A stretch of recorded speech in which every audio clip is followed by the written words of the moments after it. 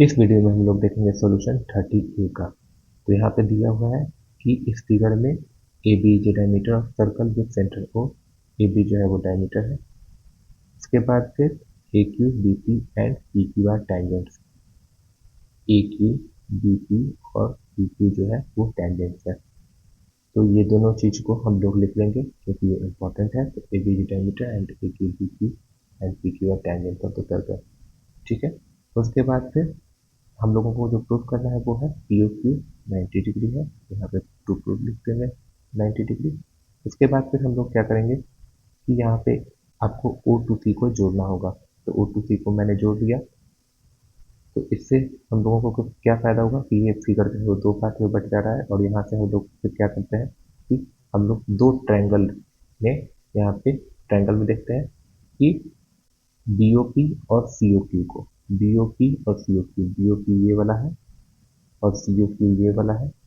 ठीक है। तो यहाँ पे हम लोग देखेंगे कि O B equals to O C, O B और ओ सी जो है वो बराबर है क्योंकि ये रेडियस ऑफ सर्कल है। फिर दोनों मिलकर के रेडी हो जाता है।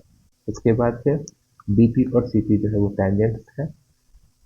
बी पी और सी पी जो है वो टैंजेंट्स है एक पॉइंट से पी से। तो ये दोनों बराबर होगा। तो इसी चीज को हम लोगों ने लिख लिया है कि tangent length are same from external point. ठीक है। एक्सटर्नल पॉइंट यहाँ पे लिख लीजिएगा पी। ठीक है। तो यहाँ पे जाकर यहाँ पे कर दीजिएगा। उसके बाद फिर O P equals to O P. तो ओ पी जो है तीसरा ये साइड हो गया। तो O P equals to O P common side है। तो यहाँ पे हम लोगों के पास तीनों के तीनों साइड हो गए। तो यहाँ पे एस एस एस कॉन्ग्रुएंसी से बी ओ पी और सी ओ पी दोनों कॉन्ग्रुएंट हो जा रहा है।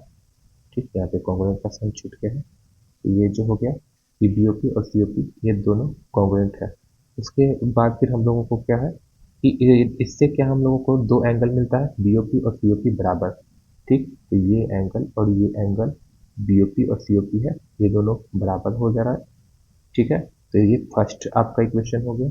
उसके बाद फिर हम लोग सिमिलरली जो है ट्रायंगल एओ क्यू, एओ क्यू कौन सा है, ए ओ क्यू, ये ट्रायंगल हो गया। और एक और ट्रायंगल है सीओ क्यू। तो सी ओ क्यू, ये दोनों ट्रायंगल जो है ये दोनों ट्रायंगल बराबर हो जा रहा है, कॉन्ग्रुएंट बेसिकली। ये भी जो है वो एस एस एस से हो रहा है। तो ये दोनों ट्रायंगल कॉन्ग्रुएंट हो गए। तो यहाँ से भी हम लोगों को दो एंगल मिलेगा बराबर बराबर। तो कौन कौन सा है, ए ओ क्यू और सी ओ क्यू। ठीक है। ए ओ क्यू और सी ओ क्यू ये बराबर हो गया।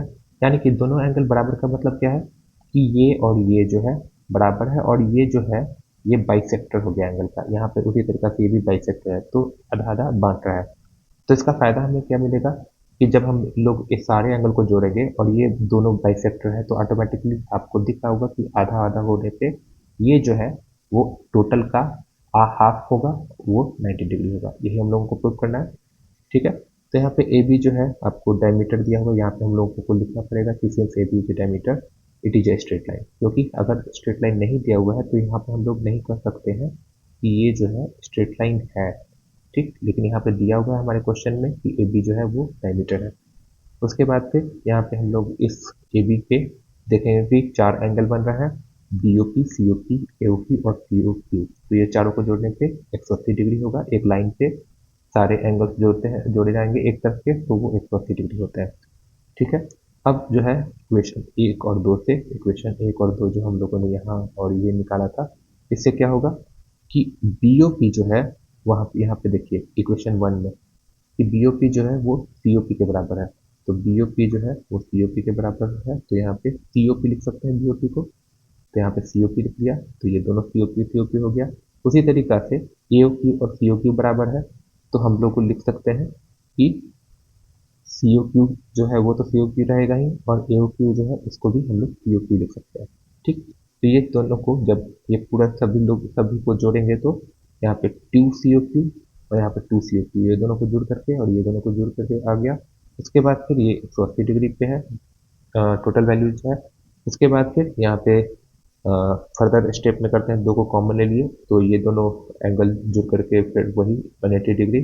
और फिर हम लोग इसको अगर दूसरे तरफ ले जाते हैं तो डिवीजन हो जाता है। तो यहाँ पे 90 डिग्री आ जा रहा है और यहाँ पे दोनों एंगल का सम हो रहा है। ये दोनों एंगल सम होकर के क्या बन रहा है, ये दोनों एंगल सम होकर के बन रहा है Q O Q O P. तो क्यू ओ पी बन रहा है या पी ओ क्यू। ठीक है, तो ये दोनों दोनों तरफ से एंगल देखेंगे तो वो सेम ही चीज होता है, पी ओ क्यू बोले या फिर क्यू ओ पी बोले। तो यहाँ पे हम लोगों के पास पी ओ क्यू प्रूव करना था तो पी ओ क्यू लिख दिए। तो पी ओ क्यू जो है वो यहाँ से 90 डिग्री आ गया और ये हो गया प्रूव। ठीक है, आशा करता हूँ कि आपको समझ में आ गया होगा। अगर आपको कोई भी डाउट है तो आप जो है पूछ सकते हैं, आप कमेंट सेक्शन में आकर के पूछ लीजिएगा, मैं आपको जल्द से जल्द इसका रिप्लाई कर दूंगा। ठीक है, अ, आशा करता हूँ कि आपको कोई भी दिक्कत नहीं हुआ होगा। अगर आपको वीडियो पसंद आया तो लाइक और सब्सक्राइब करें। Thank you.